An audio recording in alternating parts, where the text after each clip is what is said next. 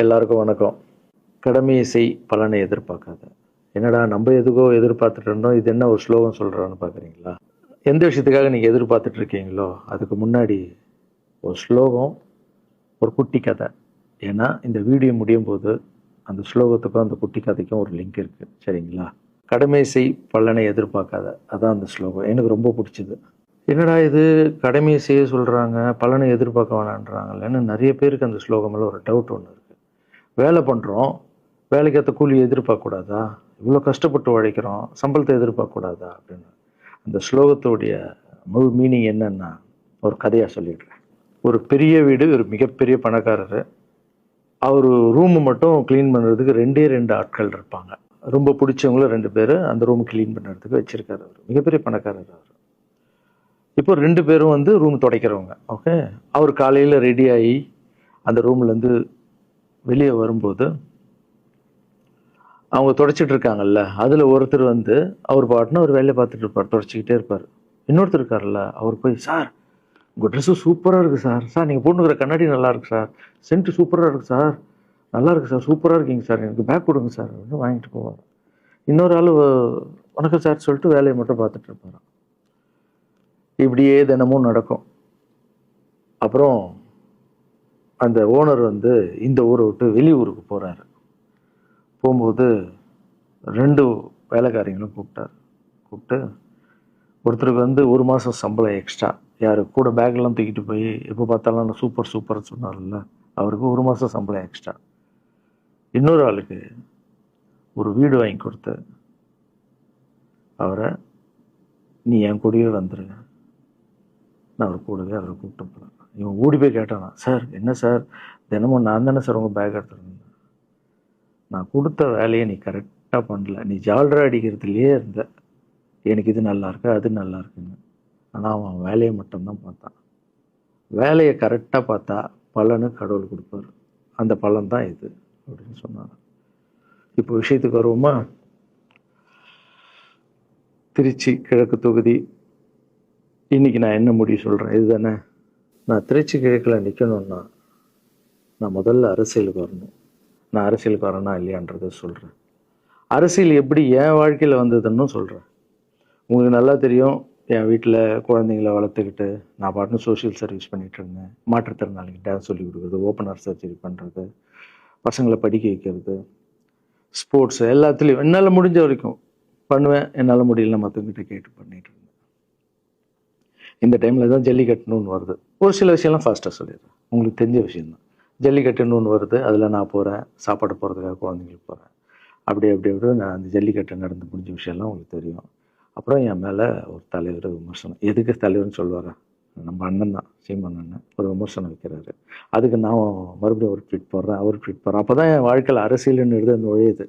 நம்ம சாப்பாடு போகிறதுக்கு போகணும், இது என்னடா இவ்வளோ பெருசாக இருக்குது, அந்த ஜல்லிக்கட்டு தான் எனக்கு அரசியலில் உள்ள நுழைஞ்சது, என்னடா இவ்வளோ பெருசாக இருக்குது அப்படின்னு. அப்படியே போச்சு. அதே தலைவர் தான், அதே சீமான் அண்ணன் தான் ரஜினி சார் அரசியலுக்கு வர்ற மாதிரி பேச்சு அடிபட்ட உடனே அவங்க சைட்லேருந்து பேசுகிறாங்க, தலைவரை பற்றி பேசுகிறாங்க. தலைவர் எனக்கு வந்து ஒரு குரு, என்னை வாழ வச்ச தெய்வம், ஒரு அப்பா மாதிரி, ஒரு அண்ணன், அப்பா எல்லாமே சொல்லலாம். ஸோ அவரை பற்றி அதிகமாக பேச ஒரு முறையும் சூப்பர் ஸ்டாருக்கு ஃபோன் போடுவேன். அண்ணா ரொம்ப ஓவராக பேசுகிறாங்க, டெப்பா கம்முன்னு இருக்கண்ணா, நீ சைலண்ட்டாக இரு. இப்படியே ஓரளவுக்கு தான் நம்மளால் பொறுக்க முடியும். அதுக்கப்புறம் ஆடியோ ரிலீஸ் ஃபங்க்ஷனில் என் மனசில் இருக்கிறதெல்லாம் உடச்சி சொன்னேன். அதை நீங்களும் பார்த்துருப்பீங்க, தெரியும். அதுக்கப்புறம் ஒரு ரஜினி சாருக்கு ஒரு ஃபங்க்ஷன் வந்தது. அந்த ஃபங்க்ஷன்லேயும் பேசினேன் இதை பற்றி. உங்களுக்கு தான் தெரியுமா அந்த வீடியோ, யார் ஓட்டப்பந்தயத்தில் ஜெயிக்கிறது, இப்போ கூட அந்த வீடியோ போயிட்டுருக்கு. அதை பேசணும், அது பாட்டு அப்படியே போயிட்டு இருந்தது. அதுக்கப்புறம் பார்த்தீங்கன்னா ரஜினி சார் அரசியலுக்கு வரேன்னு அனௌன்ஸ் பண்ணுறாரு. பண்ணோடனே நான் போய் தலைவரை பார்க்குறேன். என்ன வரீங்களா அண்ணா, நியூஸில் வருது. ஆமாக்கா நான் வரேன். இன்னும் பயங்கர சந்தோஷம். ஏன்னா வாழ்க்கையில் ஒளி ஏற்றி வச்சவர், அவர் அரசியலுக்கு வர்றாரு, அவருக்கு சப்போர்ட்டிவாக இருக்கணும் நம்ம. அப்புறம் எல்லாருக்கிட்டையும் போய் நம்ம கேட்டுட்டு இருக்கோம், தலைவர் வந்துட்டாருன்னா எல்லாமே குழந்தைங்களுக்கு இன்னும் நிறைய பண்ணலாம் அப்படின்னு. என்ன நானும் வரேன்னு அப்படின்னா ரொம்ப சந்தோஷம் அப்படின்னு ஸ்ட்ரெயிட்டாக கிளம்பி நான் ட்ரஸ்ட்டுக்கு வரேன்.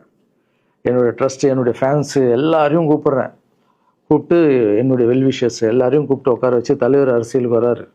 புரியுதுங்களா? எனக்கு வந்து எழுத படிக்க தெரியாது, அதான் ஒரு ட்வீட் பண்ணணும், இதெல்லாம் ரெடி பண்ணுங்கன்னு தமிழில் சொல்லிவிட்டு அவங்க ரெடி பண்ணிட்டு இருக்க ஒரு டீம். இன்னொரு டீம் உட்காந்து என்கிட்ட கேள்வி கேட்குறாங்க, தலைவர் அரசியலுக்கு வந்தால் அவர் வந்து சிஎம் ஆகிடுவார், நீங்கள் வந்து அமைச்சர் ஆகிடுவீங்களாண்ணே, சுகாதாரத்துறை அமைச்சர் தான் நம்ம வந்து ஆப்ரேஷன் நிறைய பண்ணலாம், இன்னொருத்தர் கல்வித்துறை எடுத்தால் நிறைய படிக்க வைக்கலாம். டேய், கடமை செய்யணும், பலன் எதிர்பார்க்கக்கூடாது. சுகாதாரத்துறை அமைச்சர், இது வந்து கல்வித்துறை, இதெல்லாம் படிச்சவங்க வர இடம். அண்ணன் படிக்கலடா. எல்லாருக்கும் படித்த இடத்த போட்டு ஒரே இடத்துல போய் முடங்கி போய் படிப்புனா படிப்பு மட்டும், எல்லாம் கட்சி வளரட்டும், தலைவர் வரட்டும், எல்லா துறையிலேருந்து ஹெல்ப் கேட்டு நல்லா பண்ணுவோம், பெரிய ட்ரஸ்ட்டு கட்டுவோம். இப்போன்னா சின்ன ட்ரஸ்ட்டில் தான் நம்ம இருக்கோம். சின்ன வீட்டில் 60 குழந்தைங்க நீங்கள் இருக்கீங்க, 100 ஏக்கரில் கட்டுவோம். ஊனமுற்றோர்கள் இந்த பக்கம் திருநங்கைகளுக்கு, இந்த பக்கம் முதியோர்களுக்கு ஒரு பெரிய ட்ரஸ்ட் கட்டி பண்ணுவோம்டா. சூப்பர்ண்ணா. இன்னொருத்தர் டக்குன்னு அங்கேருந்து, அண்ணா நம்மளை ஏற்று பேசின்னு இருக்கார்ல சீமான் அண்ணன், அவருக்கு ஆப்போசிட்டாக எதிர்த்து நில்லுங்கண்ணே அப்படின்னா. அது அரசியல் இல்லை. ஒருத்தர் மேலே கோவத்தால் நம்ம அரசியலுக்கு வந்தால் அது வந்து வெறுப்பு அரசியலாக மாறும். அரசியல்ன்றது மக்களுக்கு நல்லது பண்ணுறதுக்காக வரணும். இப்போ அவரை நான் அழிக்கணும், அவரை நான் ஏதோ ஒன்று செய்யணும்னு அந்த ஆசையில் வந்தேன்னு வச்சுங்களேன், ஆசை என்ன கோபமாக மாறும். கோவத்துலேருந்து என்ன வரும், வார்த்தைகள் தப்பாக வரும். வார்த்தைகள் மட்டும் வராது, தப்பான வார்த்தைகள் வரும். மக்களுக்கு நம்ம மேலே மரியாதை இல்லை, மக்களுக்கு நம்ம மேலே மரியாதை இருக்காது, போயிடும்.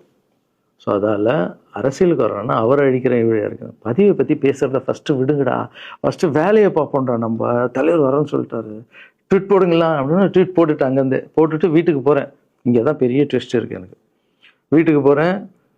வீட்டுக்கு போனோன்னா எப்பவும் நான் அம்மா கிட்ட போய் ஒரு விஷயத்த சொல்கிறதுக்கு முன்னாடி ஒரு சர்ப்ரைஸ் ஒன்று பண்ணுவேன். எங்கள் அம்மா கோவில் கட்டுறது கூட, கோவில் கட்டிட்டு ஸ்டாச்சுலாம் ஆர்டர் பண்ண அப்புறம் தான் அந்த ஸ்டாச்சுவே காமிச்சாங்க அம்மாவுக்கு. அதே மாதிரி அரசியல் விஷயத்துலையும் போய் சொல்லலான்னு அம்மாவை கூப்பிட்டு ஃபேமிலியெல்லாம் உட்கார வச்சு, அம்மா தலைவர் அரசியலுக்கு வர்றாரு, சரி கண்ணா, நானும் அரசியல் போடுறேன், இங்கே பரமா ட்வீட் போட்டிருக்கேன் அப்படின்னு.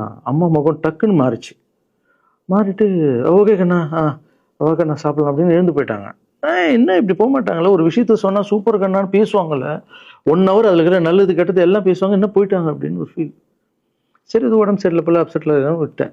அப்புறம் 2-3 நாள் அவங்ககிட்ட பேசவே மாட்டுறாங்க. கூப்பிட்டு உட்காந்து, என்னம்மா உனக்கு பிரச்சனை, ஏதாவது தப்புன்னா அடின்னா அடிச்சிடுமா, என்னம்மா இப்படி பேசாமல் இருக்குன்னா, இல்லை கண்ணா நீ அரசியல் போனது எனக்கு பிடிக்கல அப்படின்றாங்க. ஏமா அரசியல் போனால் பிடிக்கல? இல்லை கண்ணா அது ஒரு சாக்கடை, அரசியலுக்கு போகக்கூடாது, அது வந்து பணம் கொடுக்குறாங்க அரசியலுக்கு, ஓட்டு வாங்குறதுக்கு பணம் கொடுத்து தாங்க நான் ஜெயிக்கிறாங்க. அதுக்கப்புறம் ஜாதி இல்லைன்னுவாங்க, ஜாதி இருக்குது, மதம் இல்லைன்னுவாங்க, மதம் இருக்குது. அந்த சாக்கடைக்குள்ளே நீ போகாதப்பா.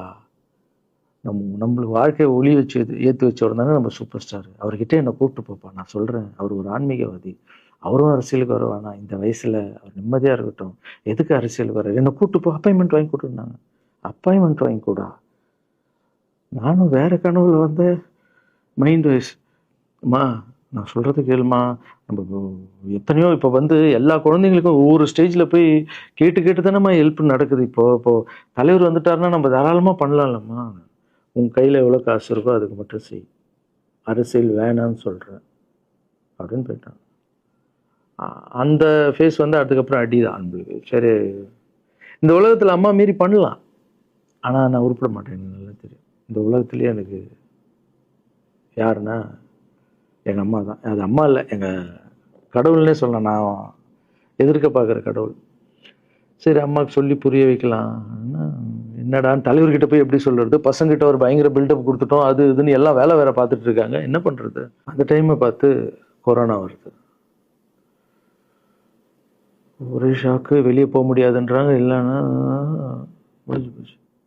பிரச்சாரம் பண்ண வெளியே போக முடியாது, தலைவருக்கு உடம்பு சரியில்லாமல் போகுது, ஹைதராபாத் ஷூட்டிங் போகிறாரு, உடம்பு முடியல, அப்படியே எல்லாமே கொலாப்ஸ் ஆகுது.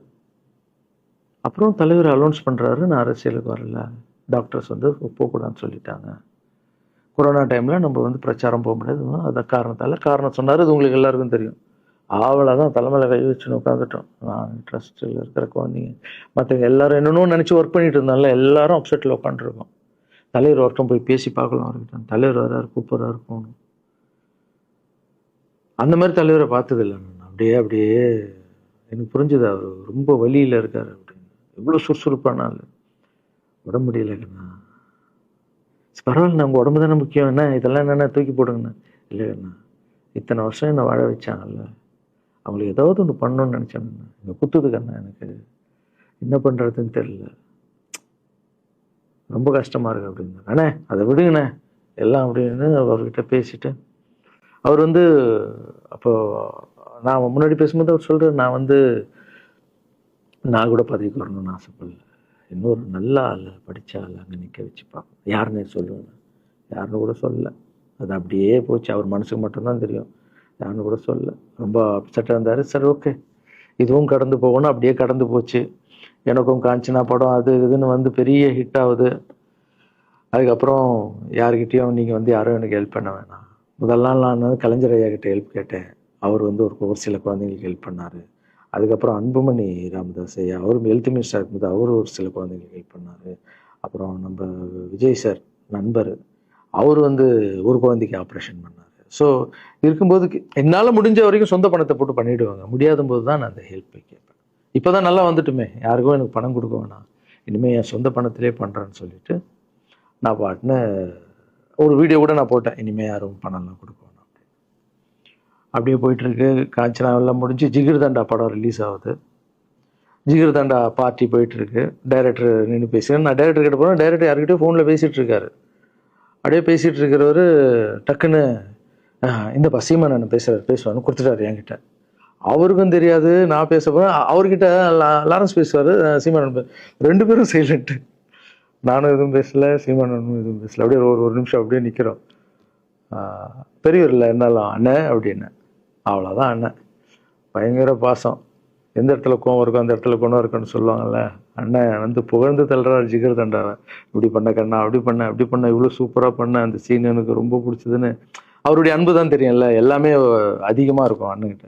அண்ணா ரொம்ப சந்தோஷமாக வாழ்த்தினார். அப்புறம் நான் மாற்றம்னு ஒரு அமைப்பு ஆரம்பிச்சிருக்கேன்ல, இந்த விவசாயிகளுக்கு டிராக்டர் கொடுக்கறது, அப்புறம் மாற்றுத்திறனாளிக்கு ஸ்கூட்டி கொடுக்குறது, எல்லாமே அதை பார்த்துட்டு பத்திரிகையாளர் கேட்குறாங்க அவர்கிட்ட, ரகுவலரன் சார் மாற்றம்னு அமைச்சிருக்காருன்னா, நல்ல விஷயம் தம்பி, நல்லா பண்ணிட்டோம், நல்லா இருக்கட்டும் அப்படின்னு வாழ்த்தினார். ஸோ ஒரு பெரிய பிரச்சனைக்கு கடவுளே அதை அப்படியே சால்வ் பண்ணி வச்ச மாதிரி ஆயிடுச்சு. அப்படியே போச்சு. ஆனால் நீங்கள் நல்லா இருக்கணும், எங்கே இருந்தாலும் நல்லா இருப்பீங்க. எப்போல்லாம் ட்ரஸ்ட்டுக்கு போகும்போது பசங்கள்லாம் கேட்பாங்க, அந்த 100 ஏக்கர் ட்ரஸ்ட்டு குழந்தைங்க, சரி ஓகேடா. அப்படி பார்த்தீங்கன்னா நண்பர் விஜய் சார்கிட்ட பேசிகிட்டு இருக்கும்போது நான் வர அரசியலுக்குன்றாரு. நிஜமா நண்பா அப்படின்னு. எஸ் அப்படின்னு.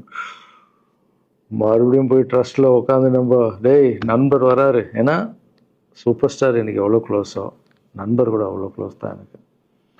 ஏன்னா மேகமாய் போகிறேன்ற சாங்லேருந்து நான் அவருக்கு டான்ஸ் மாஸ்டராக பண்ண ஆரம்பித்தேன். அதுக்கப்புறம் நிறைய சாங் பண்ணேன், சரக்கு வச்சுருக்கேன். அப்போ உங்களுக்கு தெரியும், அந்த தாம் தக்க தீம் தக்க, அவருக்கு மட்டும் நான் ஸ்பெஷலாக பண்ணி கொடுத்துட்டு போவேன். தமிழ் வேறு யாருக்கும் பண்ண மாட்டேன். அவர் கூப்பிட்டா வருவேன், தலைவர் கூப்பிட்டா வருவேன், சாங் பண்ணிட்டு போவேன். அவர் வரணும் போது எஸ், ஏன்னா அவர் ஒரு முடிவு எடுக்க மாட்டார், எடுத்தாருன்னா அவர் நல்ல உழைப்பார், நல்ல உழைப்பாளி, பண்ணுவார் அப்படின்னு நினச்சி மறுபடியும் போய் ட்ரஸ்ட் ஆளுங்கெல்லாம் பேசுறதுக்கு முன்னாடி, ஐயோ அம்மா இருக்காங்களே பிடிக்காத, ஃபஸ்ட்டு அங்கே கரெக்ட் பண்ணணும்ல. அங்கே போனேன். அம்மா நண்பர் அரசியலுக்கு வராருமா. என்னம்மா அப்போ தான் ஓகே, இப்போ எல்லாம் மாறி இருக்கு, போகலாமா, நீ ஃபஸ்ட்டு அவர்கிட்ட ஒரு அப்பாயின்மெண்ட் வாங்க, நான் உன்னை கூப்பிட்டு போகிறேன் அப்படின்னா. கூப்பிட்டு போய் இந்தப்பா என் பிள்ளைய ஒப்படைக்கிறேன் பார்த்துக்கப்பான்னு சொல்லுன்னு பார்த்தா, என்னம்மா பேச போகிறேன்னு கேட்டேன். நீ அரசியலுக்கு வராத தம்பி, இது ஒரு சாக்கடை, நீ அரசியலுக்கு வராத, நீ ரொம்ப சைலண்டான ஆள், உனக்கு இதெல்லாம் செட் ஆகாது, பணம் கொடுத்தா தான் ஜெயிக்க முடியும், ஜாதி இருக்குது, மதம் இருக்குது, இதெல்லாம் தாண்டி வருது கஷ்டம்னு நான் அவர்கிட்ட சொல்கிறேன்ப்பா அப்படின்னு. நான் அப்படியே மா புரிஞ்சுக்குமாண்ணா, டேய் மீன் குழம்பு வச்சுருக்கேன் சாப்பிட்றேன், அதே மீன் குழம்பு. ஓகே நான் நினச்சிட்டேன் நம்ம ஜாதகத்தில் இல்லை போல், சரி விட்டுடலாம், சரி இப்போ விட்டுருவோம், ஒரு 2-3 நாளைக்கு அப்புறம் மறுபடியும் பேசுவோம் அப்படின்னு மறுபடியும் பேசுகிறேன். அதே மறுப்பு தான். நானும் நண்பர்கிட்ட பேசுகிறேன், அம்மா இப்படி சொல்கிறாங்க நண்பா, அது அவங்களுக்கு தெரியல, அவர் நிறைய பேச மாட்டார், வயசானவங்க இல்லை, தெரியல, வந்தப்புறம் புரியும், ஒரே வார்த்தை தான். அதுக்கப்புறம் ஃபோனில் கூட்டணி கட்சியெல்லாம் வராது போது, நண்பா என்னடா யாரும் கூட்டணி கட்சி வரல நண்பா, இது அது நான் எனக்கு ஒருத்தரை பிடிச்சிட்டாங்கன்னா மனசில் பட்டதை எல்லாமே சொல்லிகிட்டு இருப்பேன். அது நல்லதோ கெட்டதோ, என் பழக்கம் அப்படி தான், பிடிக்கலாம் தூரம் ஒதுங்கிடுவேன். அப்படியே போகுது. எலெக்ஷன் வருது, அனௌன்ஸ் பண்ணுறாங்க, எலெக்ஷன் நண்பர் நிற்கிறாரு. ரிசல்ட் அன்றைக்கி டோட்டலாக மாறுது எல்லாமே, அப்படியே தலைகீழாக ஆகுது, புரட்டி போடுறாரு சரித்திரத்தை. வேறம்மா இப்போ முதல்ல தெரிந்து எங்கள் அம்மாவை தான். எனக்கு ரொம்ப ஆசையாயிடுச்சுன்னா எங்கள் அம்மா மேலே அம்மா பேர் கண்மணி. கண்மணி அப்படின்னு தான் கூப்பிட்டு போவேன். எங்கன்னு கூப்பிட்டு போனா அம்மா கண்மணி. என்னடா இவ்வளோ உஷாரா வர, என்ன விஷயம், இங்கே உங்ககிட்ட தான் பேசணும். நீ என்னம்மா சொன்ன? பணம் கொடுத்தாதான் ஓட்டு போடுவாங்க, ஜாதி இருக்கு, மதம் இருக்கு, புது ஆளுங்களை வரவிட மாட்டாங்க, ஜெயிக்க முடியாது, இதெல்லாம் சொன்னல. நண்பர் ஜெயிச்சிட்டார் பத்தியம்மா. அந்த ஒரே ஒரு முகத்துக்காக ஓட்டு போட்டிருக்காங்க. நம்பிக்கையான ஆள் வந்தா போடுவாங்கம்மா, நல்லவங்கலாம் வரலாமா, புரிஞ்சுக்கம்மா, என்ன விடுமா. இப்ப என்னம்மா சொல்ற அப்படின்னு கேட்டேன். முதல் முறையா எங்க அம்மா முகத்துல ஒரு சிரிப்பை பார்த்தேன் நான். ஆமா கண்ணா, அந்த புள்ள எல்லாத்தையும் மாத்திடுச்சு, இவ்வளவு பெரிய வெற்றி அடி வரணும்னு நான் எதிர்பார்க்கலப்பா. ஒரு நல்ல மனுஷன் வந்து பண்ணணும்னு நினைச்சா அது முடியும் கண்ணான்ற நம்பிக்கை எனக்கு வந்திருக்குப்பா அப்படின்னு அம்மா சொன்னா. அப்ப என்ன போயிடலாமா, ஓகேவா அப்படின்னு கேட்டேன். போகண்ணா, நீ நினைச்ச மாதிரி பண்ணு அப்படின்னு அம்மா சொன்னோன்னு காலில் சாஸ்தாகமா வந்தேன். தேங்க்யூ ஸோ மச்மா அப்படின்னு. ரொம்ப ஹாப்பி நான். அம்மா ஓகே சொல்லிட்டாங்க அரசியல் வர்றதுக்கு. இப்போ நான் தாய்க்கு நிகரான்னு நினைக்கிறேன். என் ரசிகர்கள் கேட்குறேன், நான் அரசியலுக்கு வரலாமா? இதை பார்த்துட்டு இருக்கிறவங்களுக்கு, இந்த மக்களை கேட்குறேன், நான் அரசியலுக்கு வரலாமா? அந்த தகுதி எனக்கு இருக்கா? நீங்களும் சொல்லுங்க. இந்த வீடியோ பார்த்துட்டு இருக்கவங்க கமெண்ட்ஸ் போடுங்க. பசங்களா, இவங்க தான் என்னுடைய 22 வருஷத்தினுடைய உழைப்பு. அரசியலுக்கே வராமல் மக்களுக்கு நான் செஞ்ச சேவை உங்கள் கண்ணு முன்னாடி நிப்பாட்டியிருக்கேன். இப்போ உங்கள் வயசு என்ன? 22 வயசாகுது. ஒரு வயசில் என் கையில் வந்தார் இவர். அந்த ஃபோட்டோவை நீங்களே பாருங்கள். இப்போ 22 வயசு. ஒரு குழந்தைய வளர்க்குறதுக்கு நீங்கள் எவ்வளோ கஷ்டப்படுவீங்க உங்களுக்கு தெரியும்ல. அந்த கஷ்டம் என்னென்னா, ஸ்கூலுக்கு அனுப்புறது ஃபீஸ் கட்டுறதுலேருந்து, உடம்பு சரியில்லாமல் போனாலும் அவன் ஆசைகளை நிறைவேற்றுறதுலேருந்து, ஒரு குழந்தைக்கு அப்படின்னா 60 குழந்தைங்களை வளர்த்துருக்கேன். எவ்வளோ பிரச்சனை வந்திருக்கேன், எவ்வளோ நோய்கள் வந்திருக்கும், எவ்வளோ நைட் தூங்காமல் வந்திருக்கேன், அதில் எவ்வளோ டிஸ்டர்ப், அதுவும் என் வீட்டில் வளர்த்துருக்கேன். இதெல்லாம் எதுக்கு பண்ணேன்னா, எந்த ஒரு எதிர்பார்ப்பும் இல்லாமல் கடமை செய் பலனை எதிர்பார்க்காதன்ற அந்த வார்த்தை எனக்கு ரொம்ப பிடிக்கும்.